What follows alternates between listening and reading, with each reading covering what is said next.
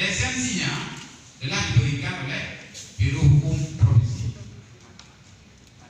Kalau mereka mengatakan nantinya ini bisa kita lanjutkan untuk pengesahan, ini baru ditandatangani oleh bagian ataupun dalam hal ini Bapak Sekda beserta pemerintah daerah. Karena nantinya ini akan menjadi peraturan daerah terhadap kabupaten layak anak yang pada hari ini sebelum lahir kanun ini sudah banyak prestasi.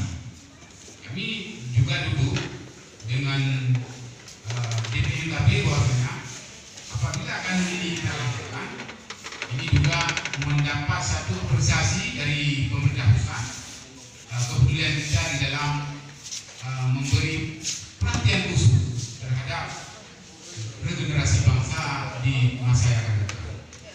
Bapak Ibu sekalian hadirin yang kami muliakan, nantinya juga kita akan melakukan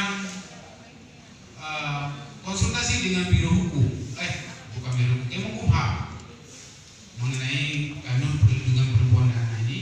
Juga kita akan mempertajamkan dengan Kemenkumham. Kita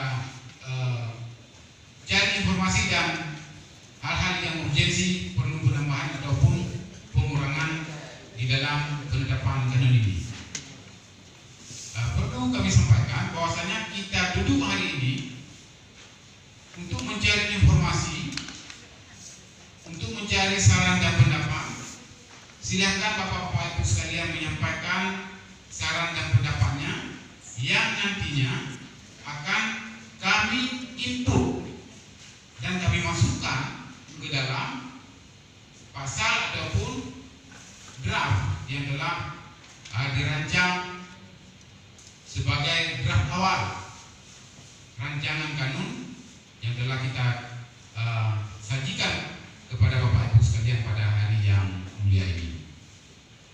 Menurut kami pimpinan, inilah gambaran pertama yang dapat kami sampaikan. Kalau memang ada tambahan dari bagian hukum Sekda Kabinet, kami persilakan Pak Muhtar. Ada tambahan lagi Pak Muhtar? Udah. Kalau dari bagian hukum Sekda Kabinet, Ibu Yanti, terima kasih atas hadirannya. Dan selanjutnya mungkin kita langsung mengarah ataupun memberi kesempatan dan waktu